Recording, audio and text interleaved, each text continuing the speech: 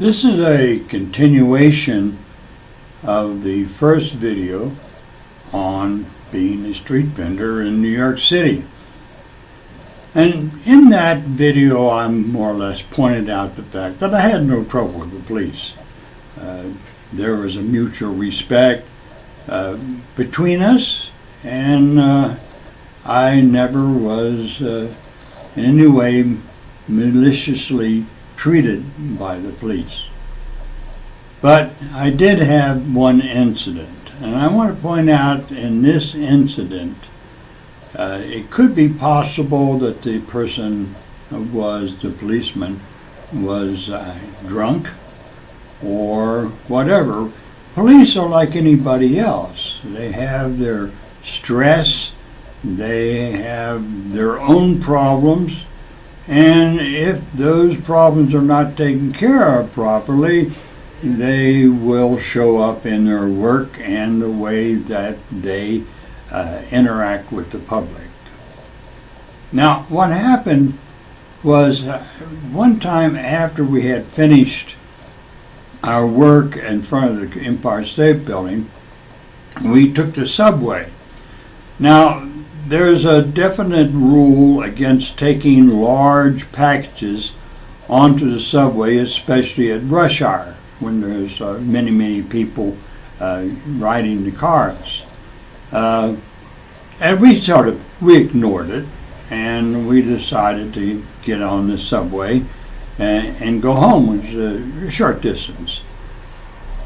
Well, as we went to the turnstile, in those days it was a turnstile. In other words, you had to push it and go through. And my girlfriend was in front of me, and she was carrying the package, and I was behind her. And there was no way to know that we were together. And as she entered the turnstile, the policeman standing nearby took his baton, his stick, and brought it down on this rack. Why he did that, I don't know, but he did. And it broke it, and everything fell on the floor. And it was quite a shock and a surprise. I don't know why the policeman did that. He could have said something, no, lady, you can't take that in. No, he didn't do that. He just simply brought his baton down on the rack, and it fell apart. Well, it caught my girlfriend and started crying then, of course. She was surprised and that this happened to her. And I was right behind, and I turned to the policeman, and not in an angry way. I just turned to the policeman and said, "Well, did you have to get that rough with her?" And at that, he grabbed me, threw me against the wall. And I didn't know, he didn't beat me or anything like that, but he threw me against the wall and then pulled me across the subway platform and threw me in a broom closet and closed and locked it. And this is weird. I mean, I only said to the policeman, did you have to do that? Be that rough? And I was in there, and every now and then he would open the door and threaten to shoot me. I mean, not kidding him. He says, "It's only 98 cents between you and death." I said, "What is wrong with this man?" And I was really frightened because I could see that he was not under control of his own feelings and actions. And some of the other policemen come up and said, "Hey, don't be so rough now. You just give him a ticket. Just give him a ticket. And now I'm going to kill this son of a bitch." I mean, I'm telling you, this really happened. And he said, "Well, give him a ticket, that for disorderly conduct." I was disorderly, but anyhow, I was in that, very frightened, and I didn't know what I was going to do or what was going to happen. But all of a sudden, things changed outside. People gathered, and there was quite a crowd and an uproar because everybody saw what was happening, and I'm sure they felt for my safety. Well, anyhow, after a while in that closet, he finally pulls me out and gives me a ticket for disorderly conduct. Well, I found out the reason why that he decided to change his mind. Number one, the wife of the captain of that precinct was in the subway station, and she saw what happened and called her husband. And I'm quite sure that, in order for the captain made things differently. Another part of that was the New York Times came down and reported that incident. In other words, it wasn't just a little incident. This whole thing was blown way out of proportion. And I left after that, very shooken up.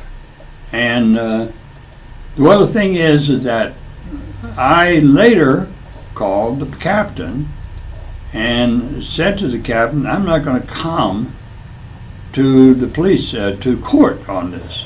This will be an embarrassment to both of us.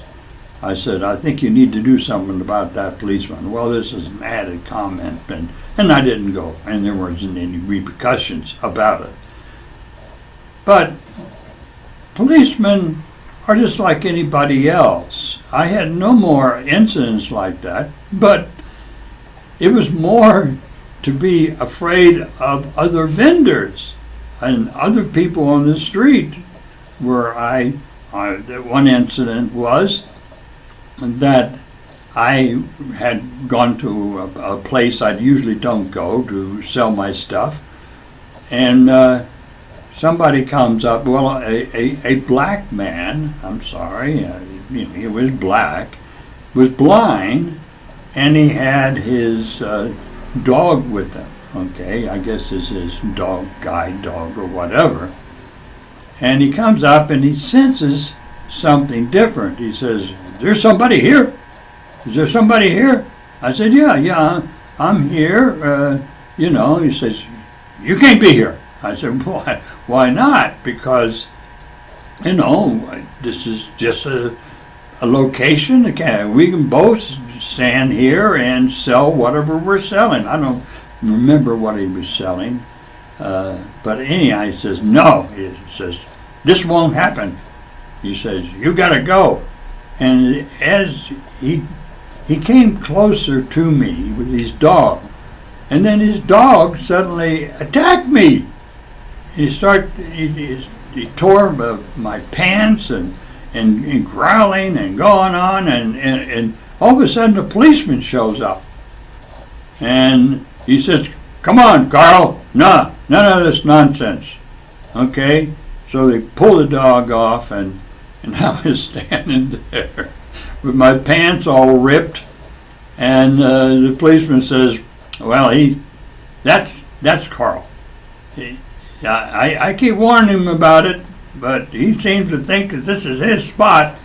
He says, okay, now, you both of you, go on now.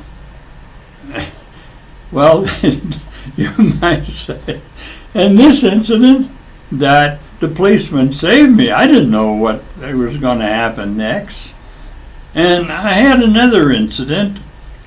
I was in the village selling my stuff, a spot I usually don't go to, but I had gone there to sell my stuff, and I hadn't sold anything yet, and the guy comes up with a gun and points a gun at me. He says, give me your money. I said, man, I haven't got any money. I haven't sold anything yet. What's the idea of coming along and robbing a poor man on the street? He says, well, I need some money. I just got out of jail. I said, well, why don't you go over and rob that store across the street? They got plenty of money. He looked at me and said, hey, that's a great idea. Then he went across the street and robbed the store. New York's a crazy town. I believe me, I can tell you many stories similar to this, especially when you're on the streets of New York. You never can tell what's going to happen. So I just wanted to tell a couple more stories about police and my interaction with them on the street. Okay, you guys, I'll see you. Bye-bye.